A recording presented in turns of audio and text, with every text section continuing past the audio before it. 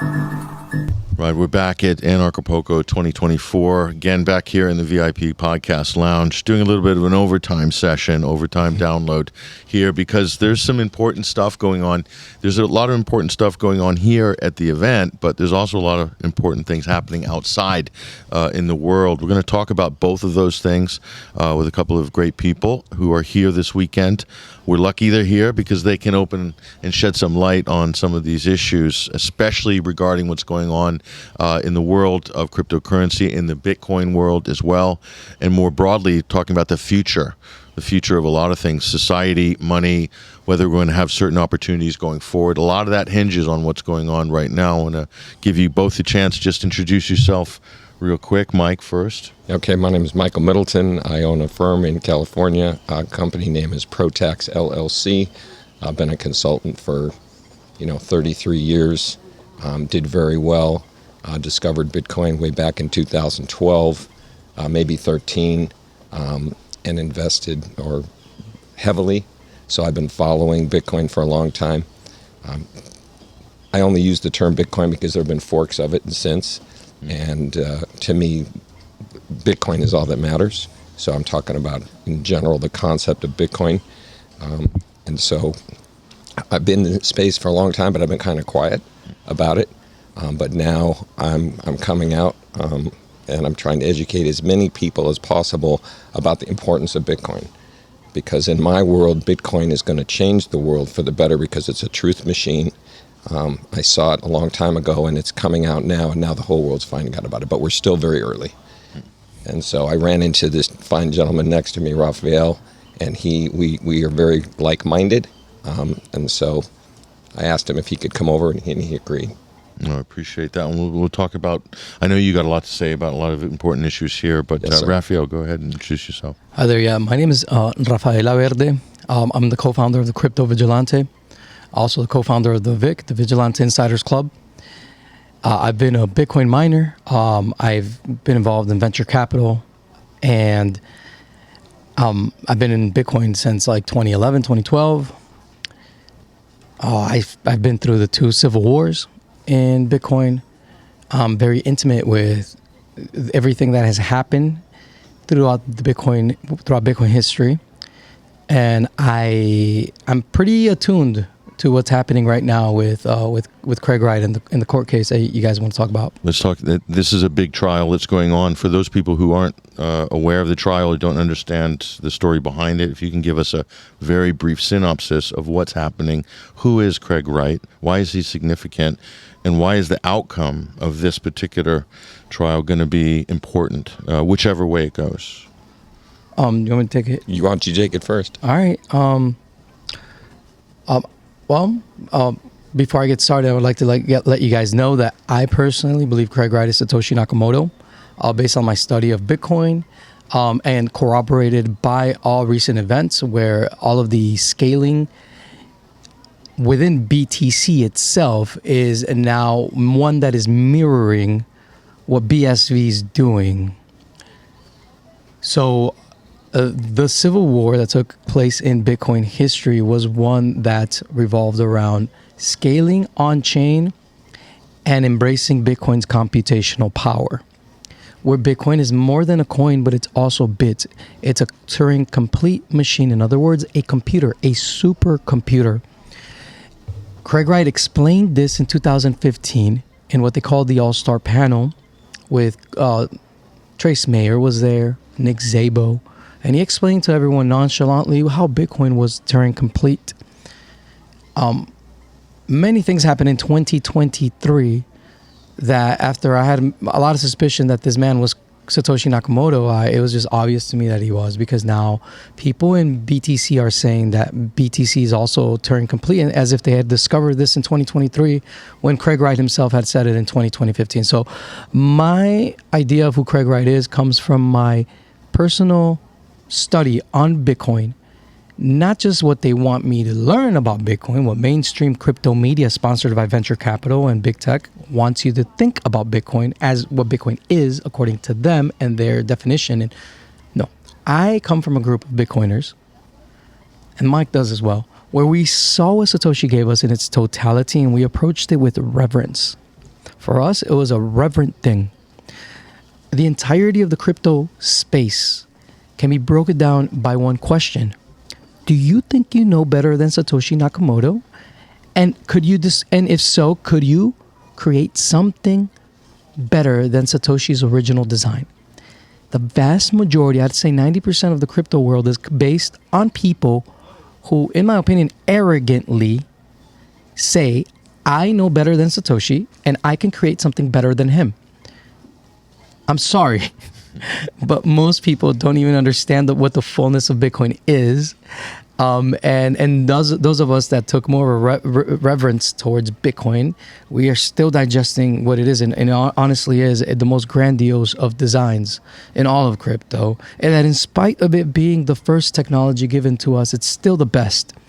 So Craig Wright has a good buddy of his who we learn helped him create Bitcoin, named Dave Kleiman. He passes away at a young age of 46.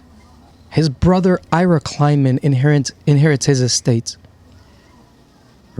He realizes he has access to all of his brother's computer. His brother, along with Craig Wright, wrote the textbook used in all faculties throughout the world on computer forensics. He realizes, in looking at what's happening, that his brother was involved in the creation of Bitcoin. Dave Kleiman, his brother that passed away. And he sees the correspondence that he had with Craig Wright. So he sees that Craig Wright was also part of the creation of Bitcoin. So he sees that there's some Bitcoin wallets that he doesn't have access to. Craig Wright, he reaches out to Craig Wright. Craig Wright helps him try to recover those Bitcoins that belong to his brother, to his late brother, David. But then Ira goes into this whole thing of like, well, if my brother helped create Bitcoin, then I am also an owner of the Satoshi Bitcoin. So he devises a plan, and it seems it was a plan executed by a lot of other people. Not just Ira himself, but now it's coming out more and more that there was other people involved with this issue, where they started going to Gizmodo magazine and Wired magazine, and they doxed Craig Wright as Satoshi. They pulled Satoshi violently out of his privacy. Yes. That was like almost like a rape, really. So they tried to unmask the mystery. Right? Well, they actually did, and for any person out there that enjoys his privacy, imagine being doxxed. And this is happening at the moment when Ross Ulbricht is being sentenced to 2 life terms in the United States. So imagine the level of freak out that happens to Craig Wright when he is doxxed by force. And on top of that, not only do they go to these magazines, but on top of that, they go to the Australian tax authorities, and they have the Australian Federal Police SWAT his businesses and his homes. And so, in my opinion, back then, what happened was that Craig Wright freaked out. I'm pretty sure that in his freak out, again, he's an autistic person with Asperger's. I'm pretty sure these people with these atypical personality disorders, they are people that like patterns. They like their life organized. You completely took this mad scientist out of his precious alter ego. You stripped his alter ego away from him, and now he is vulnerable to the world. And what happens is that he's just vulnerable. And I imagine that he, at that moment, and he claimed it at the Kleiman trial, because there was a trial in Florida a couple of years ago on this case, where Ira sues Craig Wright for saying he is Satoshi and my brother was too, and he owes us money. So the claimant, the accuser, was saying he's a Satoshi and he owes me money, and with proof I have it here. So Craig Wright was doxxed, violently taken out, and so I'm pretty sure he deleted a lot of evidence of him being Satoshi. Have you guys, a lot of hackers, guys that are into privacy, they go through this whole thing called wiping out. Once in a while, they just they destroy computers, and they wipe everything out. I'm pretty sure Craig Wright did a lot of that. I don't know to what extent he did, but he did say he stomped on hard drives. Is the famous quote. Can only imagine. Can I interject right there? Yeah, of course, man. So yeah, go for it. My understanding is the reason he stomped on a hard drive because it was allowed him to access a file that he believes you use a key and you're done. So when he stomped on the hard drive, he didn't need it anymore because he had already proven. Now we got to remember that Craig Wright, he already signed for several people. He signed for Gavin Andreessen, right, and a few others. And he did that privately because he wanted to prove who he was to other people. He didn't really want to do it. There's videos you can go back and watch. He was very uncomfortable. But once this creation was sidetracked by Blockstream, okay, where they limit it to 1 megabyte, they shut down the opcodes, all right? Slowed it down. Exactly. They handicapped it, you know? And so today, as we sit here today right now, Bitcoin BTC can do 7 transactions a second. Bitcoin BSV, which Craig Wright was able to restore, can do 2 million transactions a second. You regard this as the original. This is what it was intended to be. This is Bitcoin, and the reason it's Bitcoin, it has the original protocol going straight through. There was a fork in 2017 that went from Bitcoin to Bitcoin Cash, and then later on, Bitcoin Cash forked off into BSV because Dr. Craig Wright, and primarily Dr. Craig Wright, and Roger Ver, who is known as Bitcoin Jesus, who did a lot of amazing things in the space, and who I met here in Anarchapulco years ago, disagreed. And what Roger Ver wanted to do was increase the block size, but keep it limited to 8 megabytes or 32 megabytes. Now, I sold computers in the 80s. So there's no reason, there's no security reason to increase block size. Like, you know, it's a psyop to say that. And so basically, then BCH went into BSV, and then it split off. And Craig Wright has proved it. And you know, when you talk about Turing complete, he was 100% right. And so what's interesting now, for me to come back, because I was out of the space for a while, and I've talked to you about it before, you know, I had a very serious accident, and I was gone for, you know, 3 or 4 years, and now I'm back in the space. And then I come then there's some very interesting people. So you have Craig Wright and Calvin Ayre. Calvin Ayre's the billionaire who helped save it. They're like the original 2 people. But then you have a group of young guns, I'm going to call them, very, you know, they didn't grow up with the internet, you know, they probably didn't have cell phones when they were young. And Rafael's one of them. And there's 2 others. I'm going to let Rafael talk about it because they're actually, and the way Rafael explained this to me, it makes perfect sense. Well, what I was doing and what I've been doing is trading Bitcoin, which is like a suitcase, a computer. Like we're trading pink computers for blue computers or whatever, and we're making money as the price goes up and we can trade these computers. But no one did anything to turn these computers on and use them. And Rafael hasn't said it yet. But in 2023, Rafael and these other 2 guys and a few others that are behind the scenes, they turned the dang computers on. So Rafael learned how to do that with BSV, and then he took it and he applied it to BTC and he applied it to Dogecoin and some others. So he's teaching these people how to follow what Craig Wright gave us. Let's pick up on that thread in a moment. But sure. Before we do that, just reiterate what are the charges, or what is the trial of Craig Wright? So here's the trial of Craig Wright. The plaintiff, and what would the verdict likely end up? Okay, to me it doesn't matter what the verdict is, and I'll tell you why. Explain. Do you want me to take it? Yeah, go ahead. Okay, go ahead. All right.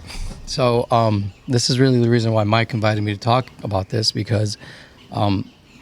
Oh, by the way, about what Mike said, I'm not a programmer. I'm just an enthusiast. There's, and it's just not 3 guys. It's a bunch of people. BSV literally has more developers than BTC. And yeah, because in BTC, they don't allow anyone to do anything. That's why you have to do it in a sly way like we did in 2023 with ordinals. But let's go back to the trial. So what happens is that this entire world of big tech has been struggling with the desire of creating what they call Web3, a more interconnected internet. Okay.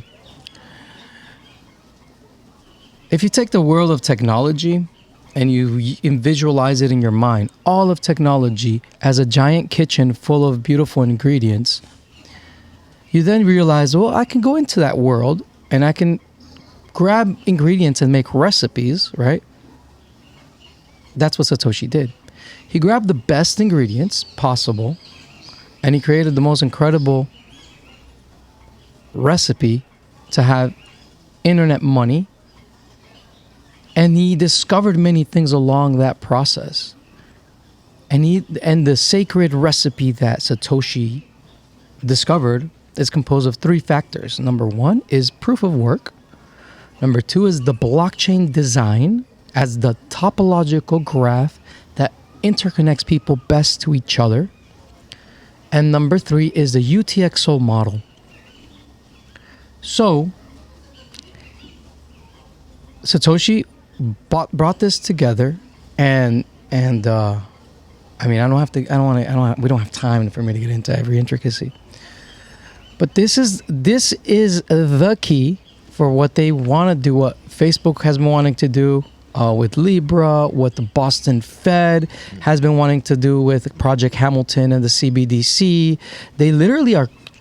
Everyone knows that Bitcoin in its original design has the architecture to scale horizontally in parallel, like any big tech giant, like Google, Amazon, Facebook. And a lot of people are probably asking me, what does that mean to scale horizontally? Like, I might say things, I'm gonna tell you, you're gonna have to look it up because I don't have time to give you a class on what that means. It's reasonable scaling where I don't have to, like, if I had a bus, I don't have to check the bus into the shop to grow the size of the bus. If I get more clients, I just buy more buses. That's horizontal scaling. Only proof of work, and only specifically the UTXO model allows you to do that. The vast majority of the crypto space was kept ignorant of these things for the past decade on purpose.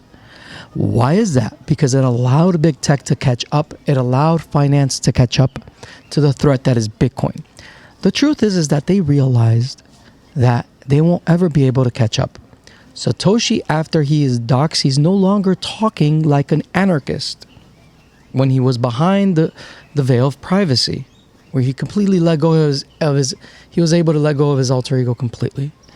Post-doxing, Dr. Craig Wright speaks as a minarchist objectivist, like a Randian. The difference between a Randian and an anarcho-capitalist is their point of inflection for what private property is. So for the anarcho-capitalist, the point of inflection for private property is physical space. It's physical. I own it here, physical. It's mine. It's physical space. The point of inflection for the objectivist is intellectual property. Craig Wright does the pivot because he's wise, he's smart. He can't, now that he's doxxed as being Satoshi, he can't, and he just saw Ross Ulbricht get served 2 life sentences. He can't just say, hey, I'm going to continue being, and Jeff Berwick part 2. No. He has to play it smart. So he pivots to a Randian presentation, and he shows how, in reality, he won't use these words. But in reality, this is what it is.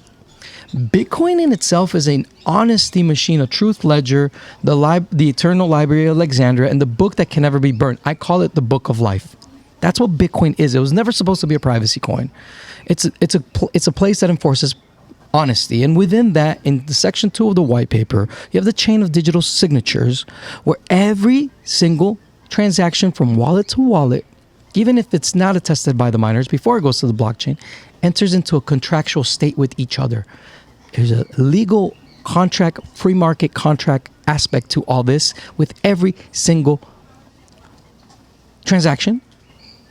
There is a cryptographic signature that can be used to be represented in any type of arbitration or legal system. The legal system that dominates the world right now is one that is communist in design. It's centralized. Why is it communist? Because it comes from the centralization of the nation state. We all understand that. But humanity has not been able to produce something better. But as time goes on, we will have better systems of arbitrage that are more efficient, scalable, faster, cheaper than that which government can offer. And Bitcoin fits any system of arbitrage. Okay. It's universal. Let me interject for a minute. Sure. 'Cause I'm going to get back to your But question. I'm not done with my point. I'm sorry. go ahead. I'm so sorry. No, that's okay, because we want to stay right on this question. No, and that's why I'm going back to. I was just making this point. Please. The point. Oh fuck! I think you're building up. You're building up to the background. His mind is so to why Craig Wright's kind of on trial and why it's important. Yeah, why exactly. So this is the point, guys. Yeah. So what happens is that everyone in big tech wants Web3, and now we get to see Team Satoshi bring the vampires out into the light. The vampires of big tech. So who's behind the culpa side of the case? Is Facebook, Sam Altman, OpenAI, Jack Dorsey, the creator of Twitter, and that entire lizard cartel of and big all tech. the exchanges. All the exchanges, Yep, literally. Coinbase, Kraken, all of them. All of the, you guys have to understand that who controls big tech are people that are hidden. Literally is like deep state, but like deep tech.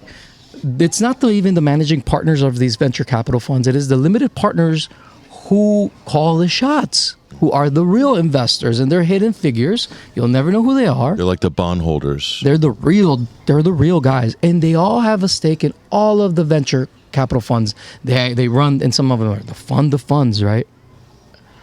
And something very important that I want to mention is they tried really hard to create Web3 on their own, but they know that the recipe, the only recipe deep down that is capable of offering what they want as Web3 is what Satoshi created in its original design, Bitcoin, meaning the technology only held by BSV right now. Craig Wright, being smart, what he started doing is that he saw IBM, Alibaba patenting all of these technologies, and he himself and the entity Enchain started patenting these things. In my opinion, now this is my speculation, based on everything that I tell you, what I think this whole corporate trial is about is to discredit Craig Wright as Satoshi, so then they can go after his patents, his IP, and discredit that as well. Otherwise, if they ever were to use his technology, they would have to pay royalties to Craig Wright, the creator of it, in my opinion. The real reason that this is very important is because the reason why Bitcoin fits into Internet Protocol version 6, IPv6, that is Web3. And that's really what these guys are after. And they don't want... And tell him what that is. IPv6 is... Okay, IPv6, yeah. So he's doing a great job of talking about it. But being an older guy, I'm going to talk more on the corporate world so that, the people who are older want to understand exactly from the way their mind thinks, right? Because our mind at different age thinks different ways. So as he got into IPv6, so IPv4 was a standard way that computers talk to each other, and it's been around for years. IPv6 was created maybe 20 or 30 years ago, and what does it allow? Well, it allows micropayments. So it's the cash, okay? When Bitcoin was first created, they used in the old protocol, the HTTP/IP protocol, there was a place for digital cash to be in there. And IPv6 and the current person who is now, let's say, the head of the IPv6 protocol program is working with BSV. IBM is building on BSV right now. Like, they are building so many things because what does IPv6 allow? It allows micropayments. What does that mean? Well, that means that computers can talk to computers. Big, huge farms will be able to give plants exactly what they need, the nutrients, the water. Then machines will come by, and they'll be paying each other. It won't be me paying you, Mike paying machine to machine. It'll be machine to machine and the micro. Right now, I can send a Bitcoin, either a penny or $1 million, to anyone anywhere in the world, and it costs me a fraction of a penny. If I do that on 1/50,000th of a penny. 150, thank you. If I do that on BTC, okay, it might be $100 or $20. It's ridiculous. And then people, we just did it yesterday, where everyone's talking BTC. And so they're sending, they can't buy anything if it's under, $20. I can send a penny. So let's go back to the white paper. And that's why they're going after Craig in trial, because in a trial, you have to answer the questions that's coming out. So the first 7 days is Craig Wright being cross-examined. Wait till he gets a chance to show his evidence. I mean, he could have watermarks behind this thing. I mean, this man has got 30 different degrees or more. He's the most knowledgeable person, as recognized already by the Court of London. And so he's been doing so many things for so many different companies to securitize them, and he's been doing it for years. So this man's under an incredible amount of pressure, but look at him in the trial. He's wearing suits, and it's as hot as there in the trial as it is here. And this dude is sitting up, and he's taking all of their stuff. Now it's his turn. This trial's going to go on for a while. Yeah. Now, he could lose this trial, and it could go to the appellate trial. Of course, I know all about that because my business was about winning in appellate court when we lose at the district level. So but just to be clear, if he loses, what would he be losing? So if he loses, okay, so let's go back to the charges or what's happening. First of all, Craig Wright is not suing anybody. COPA, which is the Crypto Open Patent Alliance, they're suing Craig Wright because he has so many patents and so many trademarks on all this technology, and they want it. So they're suing him. Now, before the trial even begins, Craig Wright publishes an open offer that says, okay, I'll tell you what, I won't enforce all my rights. You can do what you want, BTC. You can do what you want, Bitcoin Cash. Leave BSV alone, and we'll compete with you in the open marketplace. And you know what? I don't like to swear, but we're going to kick your ass. That's basically what he's saying. And they're like, you know what? We know. We're going to trial. Because they're going to try and prove you're not Satoshi. So they keep asking him time after time after time. Because they don't want that BSV and original Bitcoin to be the adoption for Web3. They Is can't. that right? Exactly. So let me be something else. You're right. So let's take it this way. When the internet first came out, right? China didn't want their people to have it. So what did they do? They built a Great Wall of China around the internet. Well, what did the people do? They went around it, right? You can't stop something whose time has come. And where you have now with Bitcoin, right, is a time for programmable money, a time for a truth machine, as Rafael has said, and they're not going to be able to stop it. So even if he loses the trial, right, time has come. It's released. You can't bring the horses out of the barn.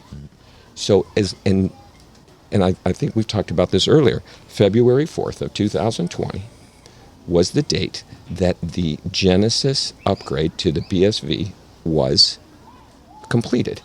At that point, I knew, and I had my own personal problems. I had my own Genesis, and once that happened, that means, and then block sizes started taking off, and it went from, megabytes to gigabytes, and now we're at terabytes. And so everything Craig Wright talked about is now happening, despite the fact that they're going after him. So why are they going after him? Because the people who run the planet don't want it. Well, Jeff Berwick said last night during his talk, he said that those big payment processing fees is one of the obstacles from it becoming an actual currency, because that's a big obstacle, isn't it? It's not even a big obstacle; it's a barrier. And you're talking about this system would pretty much eliminate that. It's the real Bitcoin. It's that simple. So and it's out there for us. For us original Bitcoiners, and I consider an actual real Bitcoiners, we take everything that Satoshi gave us into account. Mm-hmm. We don't impose our will on the network and on what he gave us as a gift and try to impose our will on it and make of it what we want. No. That's what they did in BTC. That's what they did in Bitcoin Cash. And it's just like, man, it's honestly like, there's me saying that makes me like at this moment, almost like mentally numb. Like, I can't believe that these assholes had the audacity to not see this for the gift that it was. And well, they did see it, Ralph. They don't want it they because don't want they have control. The gift you're talking about is peer to peer and not through middlemen. Exactly, and even real more money. than that, real money. But it's not just But it's not just money. It's Satoshi didn't give us the start money. Of it. It's the beginning. It's the beginning. We used to call it money as the first application of the Bitcoin protocol. Yes. For us, the Bitcoin protocol in its totality is Bitcoin, and the fullness of the Bitcoin protocol only exists in BSV right now. We don't think of Bitcoin as the taker symbol that the lizards control on the exchanges. That's BTC, that's Bitcoin Cash. We don't care about that. We care about Bitcoin as the protocol. Bitcoin is the original protocol. And the thing is very well, who are up against Craig Wright? We are seeing firsthand who are the people that literally went up against the real Bitcoiners and Satoshi himself. Who were the people that the vampires were brought out into the light? Who are those vampires? Look at the Super Bowl. Who was at the Super Bowl? Mark What did he have? Zuckerberg. Yeah, at the Super Bowl, he had Jack Dorsey, the creator, With Satoshi on his with shirt. the Satoshi on his Doxing like everyone. literally like cameras being on him all the time. arrogant. Sitting At the next Super Bowl. that? yeah Satoshi. sitting next to While he's Beyonce and suing him. Jay-Z. during the What an Super Bowl, asshole. Yeah. Jack Dorsey, the founder of Twitter, sitting at the Super Bowl, sitting next to Beyonce and Jay-Z, wearing a t-shirt that said Satoshi, arrogantly poking at us and saying, haha, I'm suing Satoshi. Because that's really what he's doing. These people are evil. These people don't want you to be free. These people want to enslave you. And Bitcoin is the only way to free humanity, guys. It is our market-driven offensive weapon where value goes in a spiral of positivity through a meritocracy of proof of work. And nothing else in crypto compares to that. What's the next best thing that we have in crypto? Are privacy coins. And what do privacy coins do? Well, hide? Are you just going to hide? The rest of your life hide? Evil will still happen around you. And what are you going to do? Hide in a cave? Let me add on that. That's not me. I'm not one to hide. Right. So look, Binance. Craig Wright called out CZ from Binance and said exactly what he was doing, that he was funding terrorism. And Binance was one of the largest exchanges. Well, where is he today? Well, he's in federal custody. He's already pled guilty, and Binance is gone. Well, Craig Wright said that. Go back and look at it. He called him out. So, like, it's funny how people forget history. They forget about this block size debate that I lived through and that Rafael lived through, where they wanted to keep it to 1 megabyte, and we split in 2017 into Bitcoin and Bitcoin Cash, and then in 2018 into Bitcoin Cash and Bitcoin SV.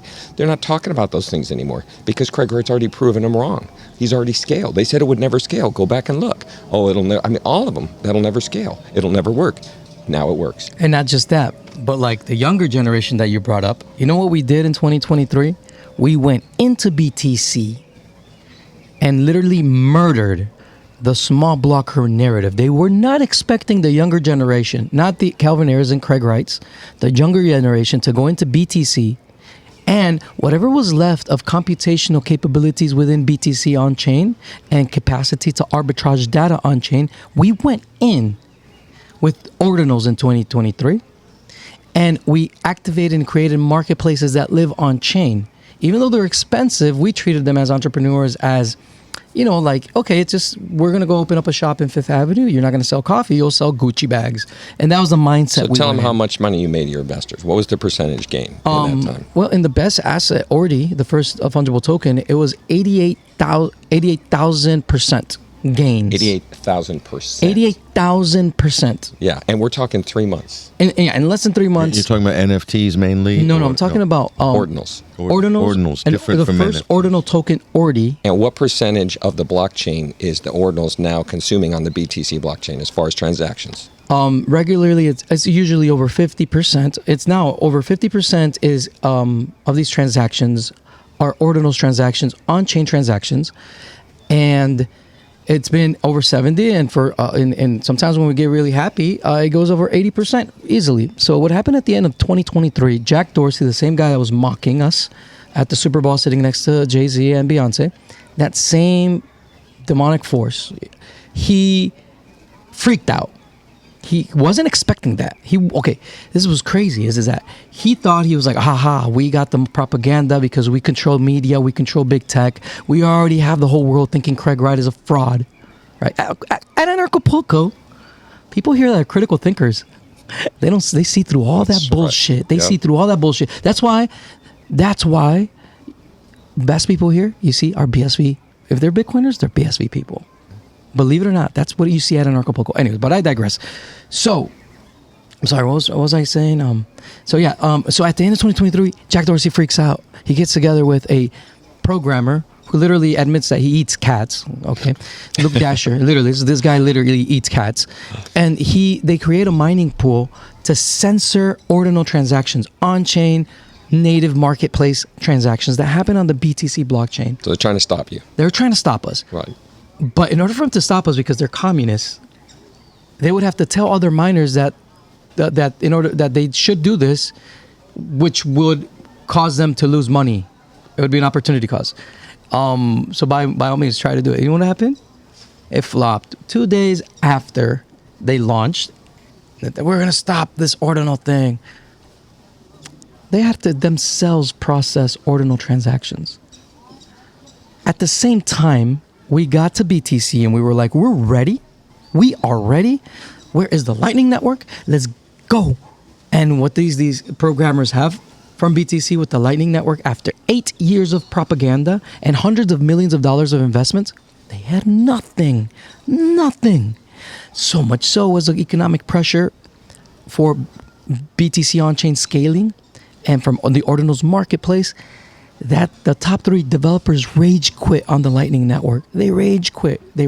So you're saying that the Lightning thing was a lot, mostly hype? It was. It was doomed to failure. Have they delivered? What have they delivered? Let so me talk far? about that. Let me take a look. But just on quickly on that, and get back to the main point. Oh yeah, go ahead. Yeah. Well, I mean, they haven't delivered anything. That's what he's saying. So the Lightning Network was designed to be second layer payments, and it went off of the primary network, which you never should have done. And by the way, Blockstream. It was promised that it would speed up you can buy a cup transaction of coffee. You by wanna buy a cup orders of coffee? magnitude. Yeah, right? but what they did is they opened a channel, and it made it quick, but it made it totally unsecure. It were hack vectors everywhere, and now it's already been trashed. They spent millions of dollars developing it, and it's nothing. But what else does Blockstream do? See, what Blockstream does is by promoting these side chains and stuff, if you want to transact in Bitcoin and you want to use the Lightning Network, you get to pay them. You get to pay them for their hardware and stuff like that. So they're making money. See, they're making money off of Bitcoin. They don't want these cheap transactions. So, and they're also, Blockstream is totally dependent on the original subsidy of Bitcoin. And the subsidy of Bitcoin is the reward that comes out every 10 minutes. And it was, Craig Wright explained it, that this subsidy was supposed to decrease over time, just like, the countries subsidize their industries, like Samsung was got in Korea. I'm sorry, where's Samsung from? Yeah, Is it Korea? South Korea. And of course, they're one of the biggest companies in the world, so the subsidy goes away. So the halving keeps happening. And so the real money, long-term money from Bitcoin is supposed to come from transaction fees. So if you've got billions and billions of transactions, and there's a tiny little fee, and so you and I, when we want to watch the internet, we don't want to watch ads popping up on Facebook all the time. We want to watch, and if I want to watch 10 minutes, I don't mind paying a penny. If I want to watch an hour, I don't mind paying 3 pennies or 5 pennies or whatever I think that's worth. But as soon as I cut out, and that's all done with IPv6 and BSV, BTC can't touch that. And quite frankly, none of the privacy coins can either, because they don't have the network effect. The network effect of Bitcoin is eventually the entire world the entire internet is going to ride on top of the Bitcoin network. In other words, it puts all the lizards out of business. Exactly. Like the biggest, They're done. The biggest. Okay, so all the libertarians understand the evil of central banking, but central banks and banks themselves are nothing but tech companies now. Over 94% of the U.S. dollar is digital. Mm-hmm. So when people fear the CBDC, well, the CBDC is already here. What you're fearing is big data. That's tagged along with the digital ID. That's what you're fearing. Okay, that's what you're fearing. But when you take the power from big data away from these hub and spokes networks, that's the network topology of big tech. They're hubs with spokes. Centralized, yes. Yeah. And you give it to a market-driven capitalist meritocracy that has the most mathematically sound interconnected graph called the blockchain, that scales horizontally with the UTXO model, meaning Bitcoin in its original design, BSV. You take that power away from them completely. You do more than that. You turn the light, instead of just on us all the time where they're monitoring everything we do, now we see you. Exactly, and they hate accountability. And so they know they're running scared. That's right. I mean, when you see these guys that are running each countries or whatever, they get out and they're being egged and they're hiding. Yeah, honestly, they're hiding. And this is something that like a lot of people, the older generation within BSV, the more enterprise guys, the guys that are like with patents and stuff, they won't say this, but I have the freedom to say it. And this is just my opinion, because again, they're very Randian. Explain Randian. Randian, again, that the locus of private property is found in intellectual property, meaning that in intellectual property, so they want some government. They are minarchists. They're not anarchists. But within BSV, there are anarchists as well, like myself, that say, okay, well, that last aspect of assuring contracts that the minarchist and Randian wants to be assured of intellectual property could be served by the best. We could live in a world where that could be served better by the free market. Has that solution been developed right now? Not 100%. I mean, we have had mercantile law in the past, right. So it's not outside of the purview of the context of something humanities have lived. We've had legal systems that have been decentralized and market-driven. Mercantile law was that. So could that be revived with the internet and with Bitcoin? Yes. But what I will say is this, that Murray Rothbard said it best. You will never have complete freedom, anarchy, without capitalism. Capitalism is a necessary precursor to that. You need both. So BSV, in my opinion, is the most revolutionary technology that we have. Again, a privacy coin only allows you to hide. This puts the emphasis on for us to live in an honesty-driven world. And people in power that are doing bad things hate to be held accountable. Accountability is what they detest. They can live with a Monero. They can live with a Pirate Chain. They can live with a Darrow. It's okay. It's private. They love privacy. Privacy is what they use themselves to not be held accountable.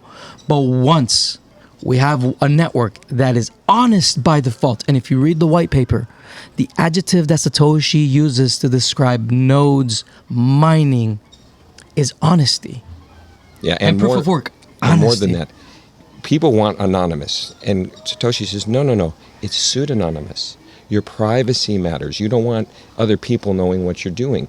But if you think the government's not going to come and shut you down, they're going to shut you down. The Liberty Dollar and all those things that Craig Wright knew about, they've got shut down worldwide in a takedown by all the governments at the same time. And that guy got put in jail. So government has power.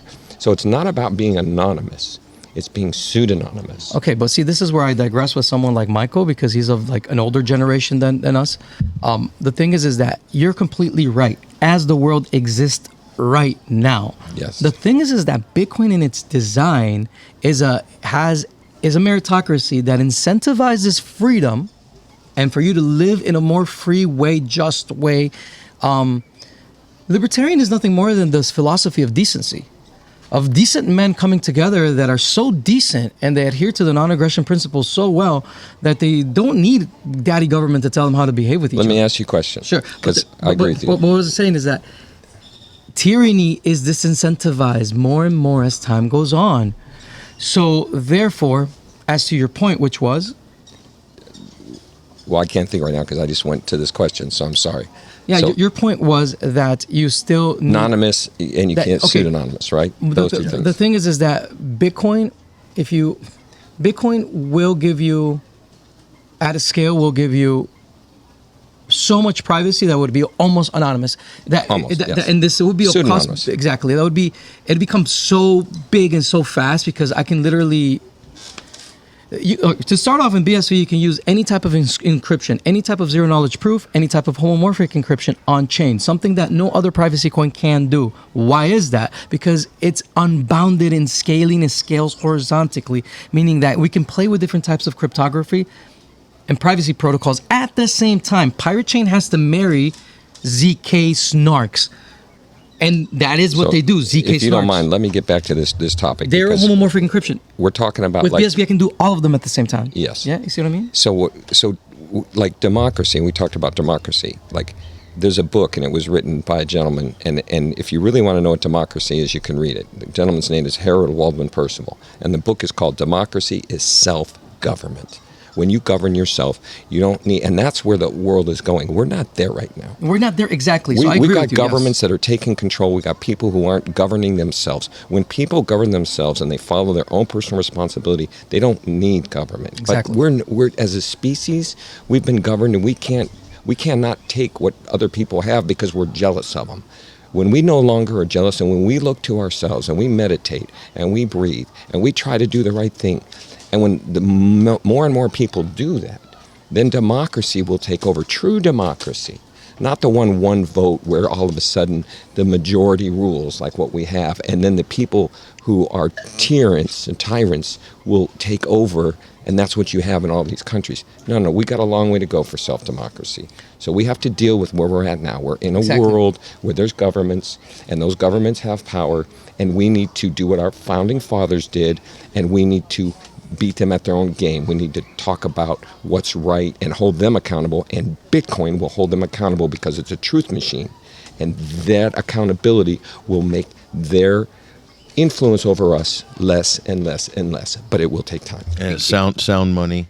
Money, digital gold. Digital cash. Something that you can have custodianship over. Yes. Yeah, correct. As well. And so there's the difference between fiat money, which is totally opaque, completely dishonest. So by the way, fiat money and the history of fiat money, and there's books you can get on it, no fiat money as currency has ever survived. And there's a book, 2 inches thick, that and the petrodollar is on its last legs. So you're saying getting towards a better form of democracy, you need to have honest money. Yeah, and we'll think about it. 100%. Yes. And can I go ahead. Go ahead. So Jeff Berg and I were having this conversation yesterday, and he's like, Raph, if there was a button that I could press to have anarchy right now, I would not press it because people are not ready for it. Yes. Okay, so we need economic incentives to drive not just those in power, but all of us to be more decent with each other. Mm-hmm. Bitcoin invites everyone to compete.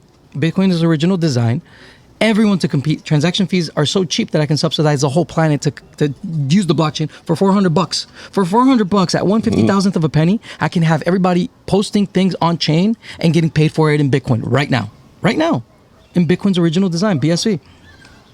Yeah. So when if we change human incentives through a free market competition that is based on honesty, that's what Satoshi gave us. So yes, it will take time, and I think Bitcoin does not just enforce honesty, but it also changes us from within. Yes. Hey, what's the big conscience? My definition? Your definition. Give him your definition. Give him your definition of what? Okay. I love this definition. Reading this last night. All right, here it is. Yeah. Big conscious. Okay, so I came up with this a few months ago. Big conscious defined, and I put it on, what is it, Slackery, or what is that? Slictionary. Slictionary, okay. Yes. Okay, big conscious. The knowledge that Bitcoin will usher in a new age of enlightenment, where individuals known as illuminees will become a bit more conscious of consciousness and bring forth a real democracy where each person practices the art of self-control and self-discipline. And it was written by Me. It was you, That's me. Not an AI chatbot. No AI chat. Mike This is Mike Middleton. AI is not that smart, guys. AI is pretty dumb. So I put this word into AI and got nothing. I mean, Not for long though. yeah. So you can feed this, by the way, into AI, because I've been playing with it with Ryan X. Charles, who was, so Ryan X. Charles is another very interesting person because he was with Craig Wright, and he created a whole series called The Theory of Bitcoin. And he actually at one point compared Craig Wright to Jesus Christ. Right? That's a little too much, but yeah, sure. Well, but I mean, I don't know. He said, could he be? Because he was bringing something to humanity, right? So anyway, the comparison was made, but now he's into AI stuff, and I'm finding it very interesting. So, everyone pivots to where they're going. Well, look, just to pull it together, because we're going to wrap it up in a couple minutes at the top of the hour. But okay. I'm going to give both of you the floor to just kind of give it your wrap up on this. I'll go to you first, okay, Mike, and then to Raph after that. But go ahead. Okay, so what I'm going to say is, for those of you who are interested, and how are you going to, like, if you want to follow the trial, there's certain people out there. I'm going to give a few plugs to people. There's a gentleman you can follow on Twitter. His name is Satoshi, right? And he gives Satoshi, right? There's another one named Gavin Mail, And each one of those guys are following the trial. They're giving the updates. They're trying to be as objective and fair as they can about what's going on. The other thing is, how do you get BSV? That is very difficult to do right now. Now, I know there's a where I'm able to get it now, because I still have some, because I converted it. But there's a program, and I don't know where it's available and what the restrictions are, but it's called mycoinify.com, because people are out there, they want to know how, okay, this is great, but what do I do? How can I get some, right? And if you can get, each Bitcoin has 100 million Satoshis. And we're going to be interacting in Satoshis. You're going to need Satoshis to do things, right? And I talked about this earlier. Like, if you want to be a trillionaire, you could like have a trillion hot dogs. You could have we all are trillionaires. We have a trillion cells in our body or more, right? So you would need how many Bitcoin to be a trillionaire? Well, if there's 100 million Satoshis, right, in each Bitcoin, you would need 10,000 Bitcoin. But BCH, the real Bitcoin is BSV, and you can get it today for about $80.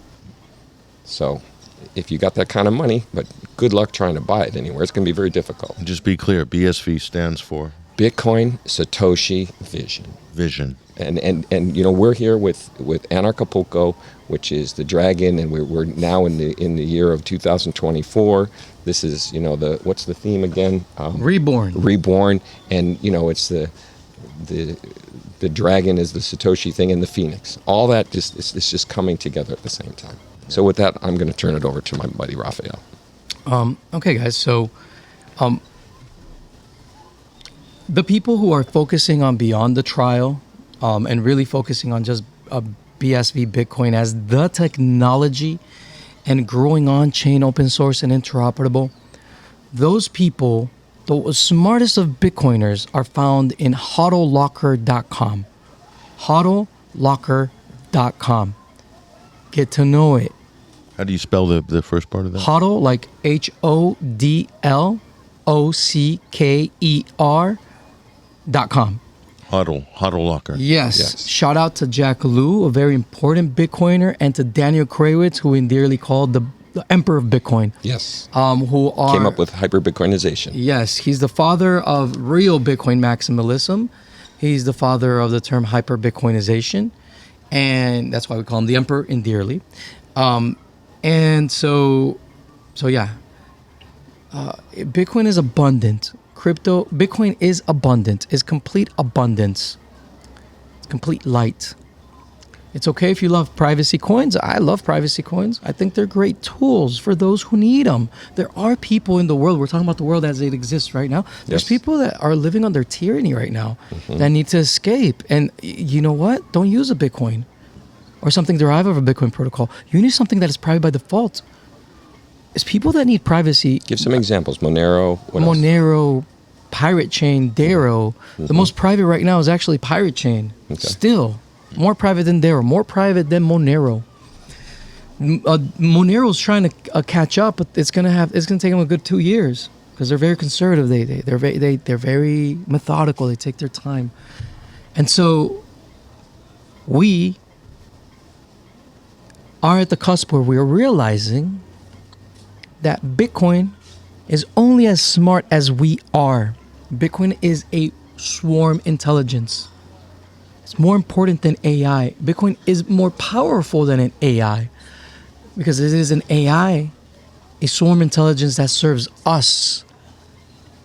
When what we put on the blockchain, whatever it may be, our computational power, our ideas, our creativity on chain, which I just explained to you guys that it is free to do on BSV,